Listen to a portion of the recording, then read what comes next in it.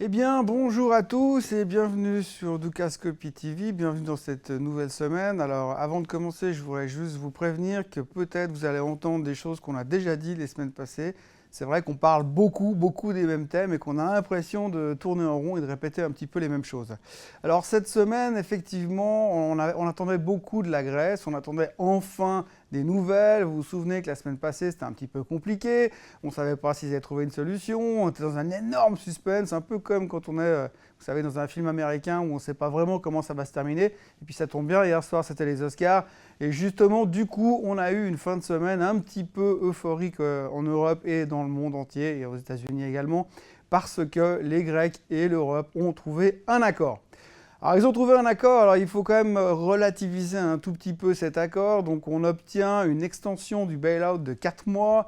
Alors c'est la bonne nouvelle, c'est qu'on va avoir du temps pour se préparer à l'été, puis que quand on sera dans 4 mois, ben on se dira que finalement il n'y a pas grand-chose qui a changé. Alors maintenant la Grèce a encore une petite mission à remplir, c'est que d'ici ce soir, ils vont devoir présenter leur proposition, leur forme d'austérité, puisqu'on est toujours d'accord que les Grecs ne veulent pas d'austérité et les Allemands en voudraient. Donc ils vont quand même devoir trouver une proposition pour dire on va quand même faire des efforts de manière à que les Allemands soient contents et qu'on puisse vraiment finaliser ce nouveau bail-out de 4 mois.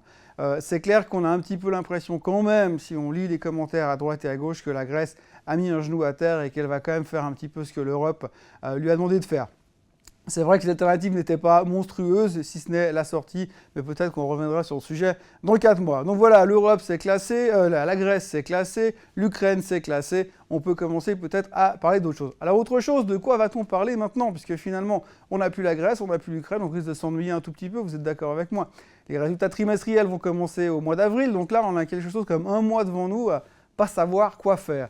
Alors bon, heureusement, aujourd'hui, on entame tout de suite une nouvelle semaine avec Madame Yellen qui va parler devant le Sénat, qui va témoigner devant le Sénat comme à peu près tous les mois.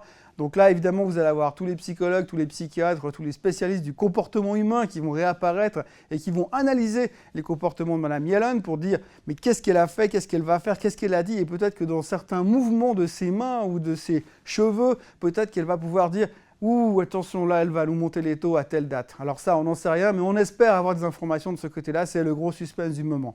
Et puis l'autre thème, forcément, vous vous souvenez peut-être qu'on a attendu pendant des mois et des mois le fameux QI de M. Draghi, et au mois de mars, le QI de M. Draghi va démarrer. Donc maintenant, on rentre dans une période d'euphorie totale pour les marchés européens, puisque logiquement, plus rien ne pourrait les faire baisser, puisque la Grèce ne va pas sortir tout de suite. On va avoir un soutien économique et financier donné par le QI de M. Draghi. Résultat, l'Europe ne peut que monter et tout va bien dans le meilleur des mondes. À côté de ça, il faut quand même signaler que les marchés américains sont au plus haut de tous les temps, que le Nasdaq est à 4 955 points vendredi soir, ce qui est absolument hallucinant, parce que franchement, après ce qu'on a vécu dans les années 2000, penser que le Nasdaq puisse remonter à des niveaux pareils aujourd'hui, c'est quand même juste spectaculaire. Alors bulle ou pas bulle, c'est vrai que c'est plus les mêmes titres qui drivent le Nasdaq à la hausse, mais tout va bien dans le monde de la technologie. Et d'ailleurs, ce week-end, le Barron's nous spécifie encore une fois que Apple devrait prendre entre 25 et 30% cette année. Donc 25 et 30%, ça assure Apple de largement dépasser le trillion de capitalisation boursière et le Nasdaq largement au-dessus des 5000. Donc globalement, j'ai envie de dire, tout va pas trop mal. Même si nous, en Suisse, on continue à parler toujours du franc fort et qui pourrait ralentir l'économie, mais enfin pour l'instant, on est à 1,07, 1,0760 sur l'euro suisse. Ça va pas si mal que ça globalement. Et les marchés suisses sont quand même bien remontés depuis le 16 janvier. Et puis après, pour le reste, eh bien, globalement, on va tourner un petit peu en rond là, pendant un mois, on va se poser des questions, on va observer l'intégration du QI, on va tirer des plans sur la comète. Alors peut-être que finalement, on pourrait avoir une petite correction. Mais aujourd'hui, vraiment, on a l'impression que de toute façon, vous ne pouvez pas aller dans le marché obligataire, les taux ne rapportent plus rien, il n'y a plus de rémunération. Donc finalement, chaque repli du marché sera utilisé pour racheter et remonter plus haut. Donc j'ai envie de dire ce matin, en dehors du fait que c'est pas vraiment le printemps encore, il y a pas mal de choses qui vont pas trop mal et les gens sont assez...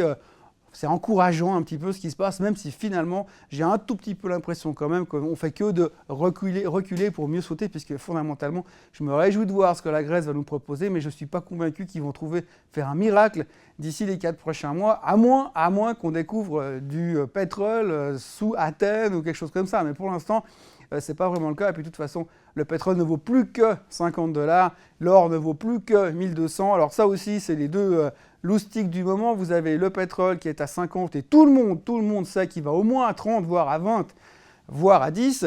Et de l'autre côté, vous avez l'or où tout le monde, là aussi, tout le monde sait qu'il va à 800 $. Le problème, c'est que l'or tient relativement sur ce support des 1200. Ce serait bien qu'il le tienne. Et en tout cas, on verra un petit peu comment ça va continuer à se produire. Mais pour l'instant, on a cette espèce de gros consensus qui font que finalement, rien ne se produit, ni sur l'or, ni sur le pétrole. Tout le monde est convaincu de la même chose. Donc on verra un petit peu ce qui va se passer. Mais franchement, j'ai un tout petit peu l'impression qu'on va rentrer dans un no man's land pendant quelques semaines. Et puis après, on pourra reprendre des choses sérieuses. D'abord avec les résultats de fin mars, début avril. Et puis peut-être qu'on aura peut-être 2-3 indications sur les injections de liquidités qui sont faites par la Banque Centrale Européenne. Voilà, c'est à peu près tout ce qu'il y avait à dire aujourd'hui. Enfin, il y a pas mal de choses à dire, mais j'ai un peu l'impression qu'on a effacé le gros et puis qu'on s'est mis un peu en retrait pour finir ce mois de février et attaquer ce mois de mars. Alors, on verra un peu comment ça se passe cette semaine, mais a priori, ça devrait être relativement calme, à moins que la Grèce nous fasse encore une surprise ce soir. Voilà, je vous souhaite une très très bonne semaine. Bonne semaine encore pour ceux qui sont en vacances, c'est bientôt terminé. Et puis, on se revoit lundi prochain. Bye bye!